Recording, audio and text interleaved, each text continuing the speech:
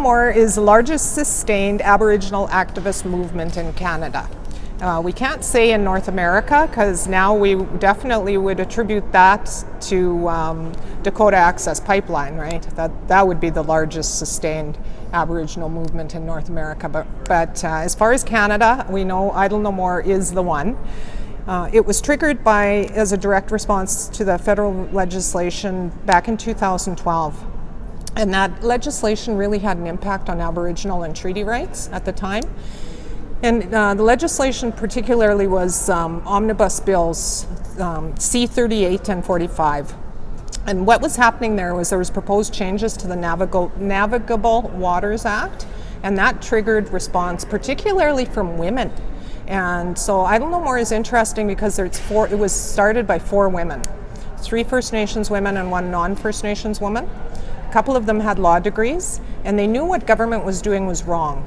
And what government did at the time was they proposed omnibus bills that would encapsulate a whole lot of different actions, and one of those was changes to this Navigable Waters Act.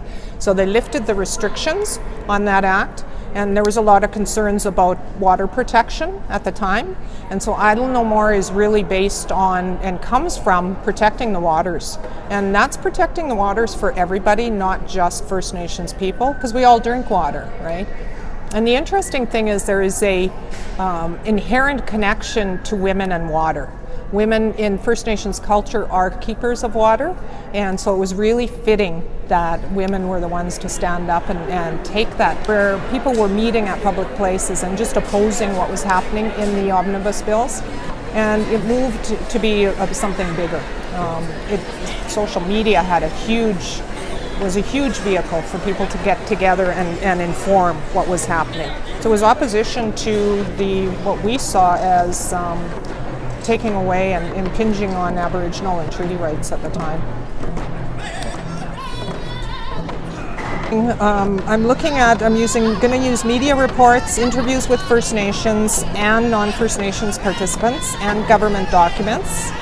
And what I want to do is examine whether or not there's been a big change in the attitude, planning processes, or just the way the government has responded to Aboriginal rights.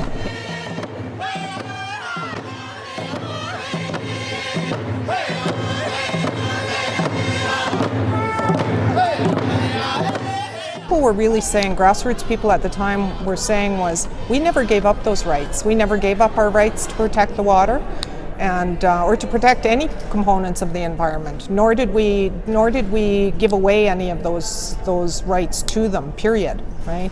And so it's our responsibility still as stewards of the land to come together and do that, to start that process. Who do we deal with, right? And here we have the chiefs standing here, so not all of them. Some of them were standing behind the grassroots people, right? Don't get me wrong there. I don't want to wipe them all with the same brush, swipe them all with that's not fair either. There were some really vocal chiefs that said, yes, we support our people, and yes, we support the women, right? But we had some chiefs out there and leaders, other leaders, not just our chiefs here within our communities, but regional chiefs, even national chiefs, right?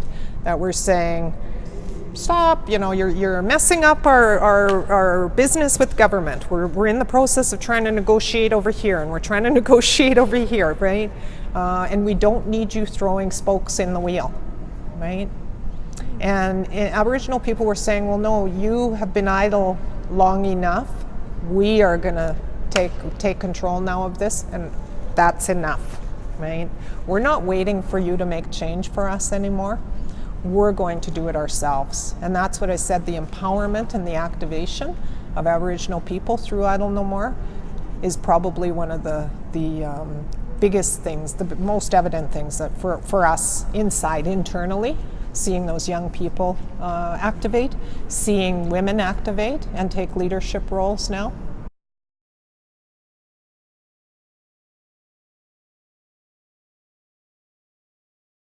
I think what our public policy analysts really need to think about now is that it's no longer the voice of the chief and council like it used to be. The chief and council and a lot of people are seeing that now and recognizing and asserting that. They're saying, yeah, they have a purpose. Their purpose is really defined in the Indian Act, through government policy that's been designed on our behalf that we had no part in. We didn't pen the Indian Act of 1876, and it still exists today. And it still regulates all aspects of Indian livelihood on reserve. So I think policy analysts really have to understand that there's a grassroots cohort or a piece that is probably more valuable and more important than the leadership piece. So going to chiefs and councils may not give you the answers, and you saw that earlier this year with Trudeau in Saskatoon and in Winnipeg, where he said in Saskatoon he was at a town hall meeting, Prime Minister Trudeau, and he said to Tribal Chief Felix Thomas, "You're not listening to your youth."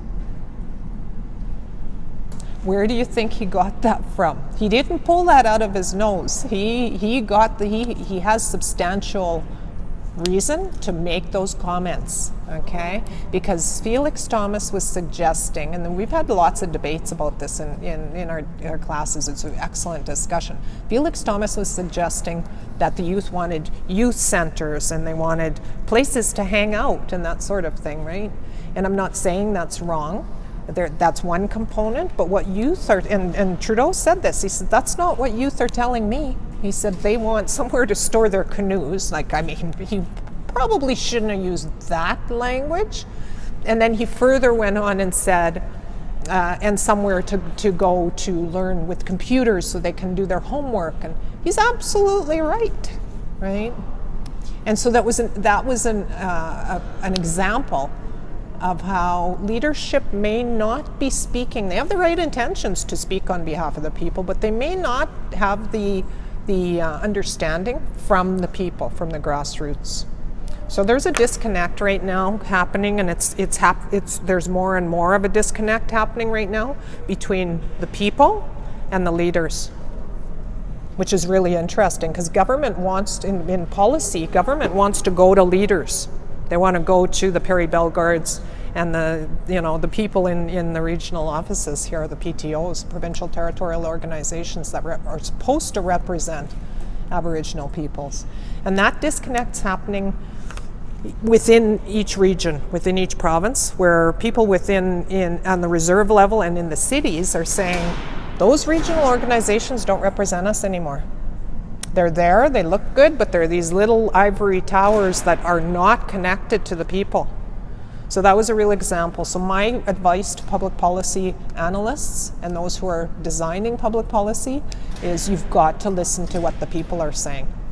And that's a lot harder. It's a lot more work, and it's a lot more challenge. It's some in-depth engagement, and it's grassroots engagement, and it's right straight to the people engagement. It's not going to the chiefs and saying, we want to know what you need, right? We want to hear from you.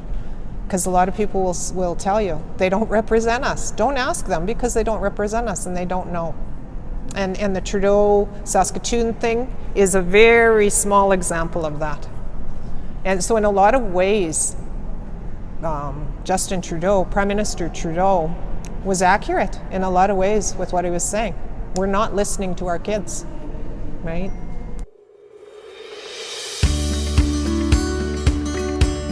Mm-hmm.